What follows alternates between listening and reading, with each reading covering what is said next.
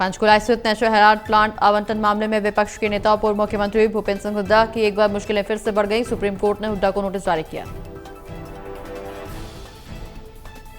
रेखा शर्मा और भजन लाल के परिवार के बीच चल रहा विवाद बेशक कोर्ट में पहुंच गया, लेकिन अब इस मामले को सुलझाने के लिए हरियाणा ब्राह्मण खाप अहम भूमिका निभाने जा रहा। हरियाणा ब्राह्मण खाप के अध्यक्ष अशोक शर्मा ने बताया, उनकी खाप का एक प्रतिनिधिमंडल जल्द ही दोनों पक्षों से मिलकर इस विवाद को आपस में सुलझाने के लिए मनाएगा।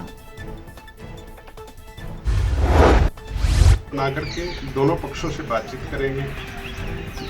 श्री कुलदीप बिश्नोई जी से भी मिलेंगे, श्रीमती रेखा शर्मा जी से भी मिलेंगे और इसका प्रयास करेंगे कि ये मामला ज़्यादा ना बढ़े और ज़्यादा इसमें राजनीतिक तूल ना दिया जाए, क्योंकि सर्व समाज में शांति बनी रहे, यही हमारा उद्देश्य है। और 5 राज्यों के चुनावी नतीजों के बाद एक बार फिर राहुल गांधी ने बीजेपी और चुनाव आयोग पर साधा निशाना। राहुल गांधी ने हरियाणा के विधानसभा चुनाव 2024 के नतीजों पर भी टिप्पणी की। सोनीपत में कमल दीवान सांसद दीपेंद्र हुड्डा ने जाट जोशी सहित कई गांवों में जनसभाओं को संबोधित किया, जहां लोगों ने कमल दीवान सांसद दीपेंद्र हुड्डा का जोरदार स्वागत भी किया। सोनीपत का सरकार आज़ादी के बाद का रिकॉर्ड टूटा। इतने बड़े बहुमत से सुरेंद्र पवार जी जीते और वो हारे, क्योंकि वो इसीलिए हुआ क्योंकि उनका जो कार्यकाल था वो भ्रष्टाचार में लिप्त था और इसी लोगों ने उनका नकार दिया। और लोगों को नहीं बीजेपी ने भी जब वो विधानसभा की टिकट मांगने गए तो बीजेपी ने नई पार्टी में नए आए व्यक्ति को टिकट दे दी और उनकी टिकट काट दी, ये कह के। कमल दीवान ने कहा, जिस भरोसे से कांग्रेस पार्टी ने उन्हें चुनावी मैदान में उतारा है, जनता के आशीर्वाद से वो मेयर बनेंगे। उनके पिता ने विधायक होते हुए सोनीपत की निस्वार्थ सेवा की। चाहे वो धार्मिक थे या सामाजिक कार्य करते रहे, और उसके बाद मैं जो है उनके जो है मार्गदर्शन पे जो चल रहा हूँ, जितना आप देख रहे हैं हर प्रोग्राम में बहुत अच्छा जो रिस्पांस आ रहा है और आने वाले समय में देखिए ईश्वर की कृपा से सिरसा में सफाई कर्मचारी हड़ताल पर हैं। 1 मई से हड़ताल पर हैं कर्मचारी। कच्चे कर्मचारियों को पक्का करने सहित कई मांगों को लेकर हड़ताल होगी। सिरसा में सफाई व्यवस्था का बुरा हाल।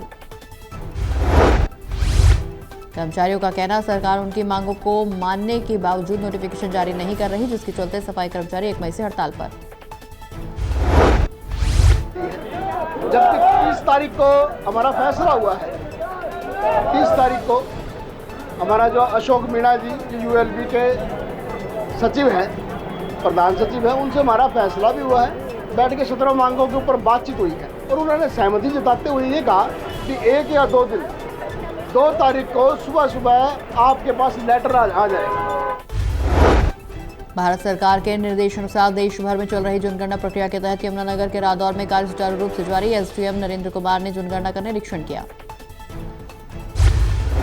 एसडीएम नरेंद्र कुमार ने बताया, 1 मई से शुरू हुई ये प्रक्रिया 30 मई तक पूरी कर ली जाएगी। इस दौरान गणना कर्मियों और सुपरवाइजर टीमें घरों में जाकर डेटा इकट्ठा कर रहे हैं।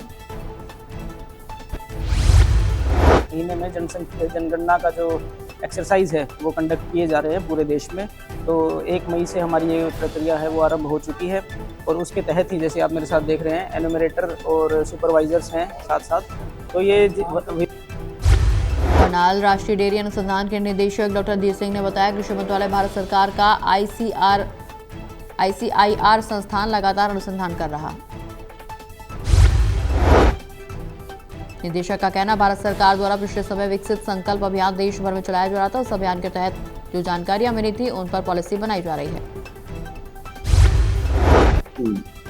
किसान कल्याण मंत्रालय में हमारे मंत्री जी ने जब से ज्वाइन किया है, उन्होंने अपने विभाग में जो आईसीआर की 13 इंस्टीट्यूट और 731 केडी के, जो आप सभी जानते हैं कि हम जो रिसर्च करते हैं केडी के, इसको हर पूरे देश में लेके जाते हैं।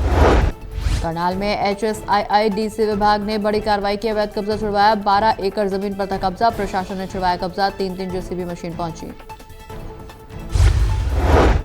कब्जे पर चला बुलडोजर। प्रशासन ने 3 जेसीबी मशीनों की मदद से अवैध निर्माण को तोड़ना शुरू किया। कई सालों से चल रहे इस पार्टी हॉल को लेकर पहले भी कई कार्रवाइयां की जा चुकी हैं।